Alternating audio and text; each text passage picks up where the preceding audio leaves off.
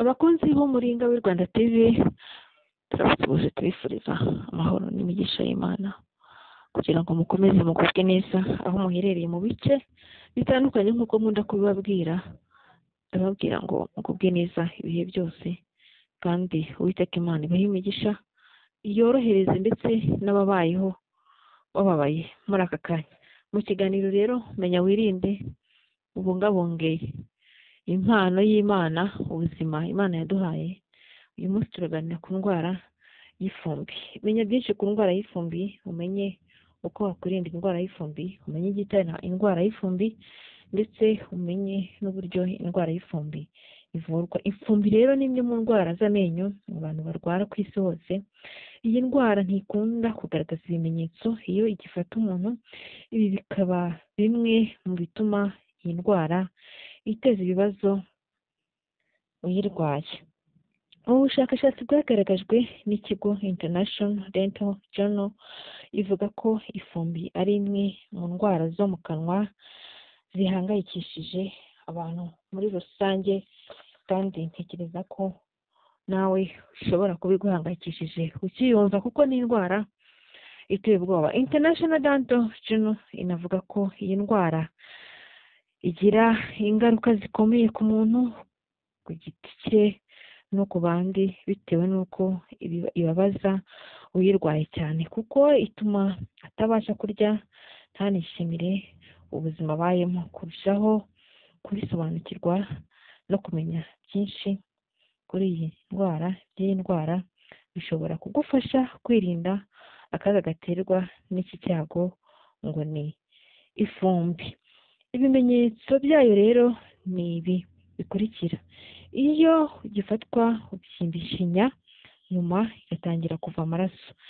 Ibi biba iyo umuntu ari koza amenyo cyane cyane, cyangwa amaraso akaba yanava nta mpamvu ibiteye.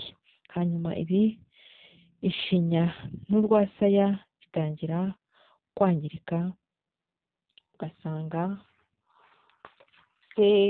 rimwe na rimwe utuntu tw'utumuruzo tw'utunyama turahunguka, igasa nk'aho ibora, ukibaza ibikubaho bikagucanga, ariko menya ko tayari warangije gufatwa n'indwara y'ifumbi. Ariko nanone umurwayi ashobora kutagaragaza ibimenyetso by'ifumbi kugeza igihe izaba imaze kumurenga. Iyo igeze kuri urwo rwego, amenyo atangira gucukuka, agakuka, akagira imyanya mu menyo, umuntu akagira impumuro mbi mu kanwa, ishinya igatandukana n'amenyo, bigatuma asigara yanamye n'ishinya ikava amaraso. Ibi rero bitanga ububabare bukabije. Uwabigusobanurira n'uwo biriho nyine. Bimwe mu bitera ifumbi y'amenyo n'ingaruka iyi ndwara igira ku buzima ibikurikire hepfo. Akenshi biterwa na mikorobe zigenda zikoma ku ryinyo, ugasanga zigenda zihoma ku ryinyo, izo mikorobe zikahaguma. Hari abantu benshi mujya mubona bafite amenyo yagiye yihomaho ibintu. Iyo zitavanweho rero zishobora gutuma ishinya ibyimba. Uko iminsi yicuma, za mikorobe zitangira kororokera hagati y'iryinyo n'ishinya, maze bikarangira ishinya n'iryinyo byangiritse. Urumva ko ari indwara iteye ubwoba, ndetse n'urwasaya rudasigaye. Ubwo bwinshi bwa mikorobe iyo bukomeje kubaho, byirunda ku ryinyo, zikora urubobi ku ryinyo no munsi yaryo. Kubera ko urwo rubobi ruba rutwikiriwe na za mikorobe twavuze, rukomeye kandi rufashe ku ryinyo, ntirupfa kurivaho nk'uko bimeze kuri za mikorobe ziba zihomye ku ryinyo. Ibyo bishobora gutuma izo mikorobe zikomeza kwangiza ishinya y'amenyo. Isuku nkeya rero y'amenyo kandi nayo ishobora gutera indwara y'ifumbi. Imiti igabanya ububabare bw'umubiri nayo ishobora gutera indwara y'ifumbi. None imiti ziterwa na vayirasi nazo zishobora guteza indwara y'ifumbi. Imiti igabanya ubushobozi karemano bw'umubiri nayo yateza ifumbi. Indwara ziterwa na vayirasi nazo zateza ifumbi. Urumva ko ifumbi iterwa n'ibintu bitandukanye. Imihangayiko rero, abantu bakunda guhangayika kurwara diyabete, ntukurikize amabwiriza ya muganga, kunywa inzoga nyinshi n'itabi ndetse n'ihinduka ry'imisemburo y'umubiri bitewe no gutwita, nabyo byateza ifumbi. Hari ibindi bizazane bishobora no guterwa n'ifumbi,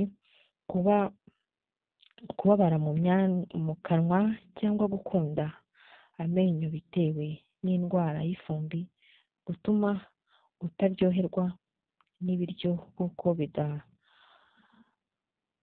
bidakangaje, bishobora guteza ingaruka zo kutavuga neza. Aha tubisubiremo mubyumve neza. Kubabara mu kanwa cyangwa gukuka amenyo bitewe n'indwara y'ifumbi, gutuma utaryoherwa n'ibiryo kuko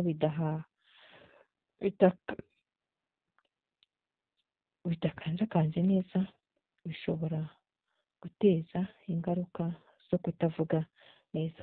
Igihe wariye ibiryo ntubikanjakanje kubera ko nta menyo ufite, nabyo biba ari ibizazane watewe no kurwara ifumbi nk'uko twabivuze haruguru. Ifumbi rero irasuzumwa kandi ikanavurwa. Icyo kubwirwa ko urwaye ifumbi ni iki? Igihe wamenya ko ifumbi yagufashe ni mu gihe ufite bya bimenyetso twavuze, wajya kwa muganga w'inzobere mu by'amenyo akagusuzuma. Indwara y'ifumbi iravurwa igakira iyo itararenga. Mu gihe ishinya n'urwasaya byatangiye kwangirika, umuganga ubizobereye mu kuvura amenyo yihutira kubivura kugira ngo bidafata indi ntera.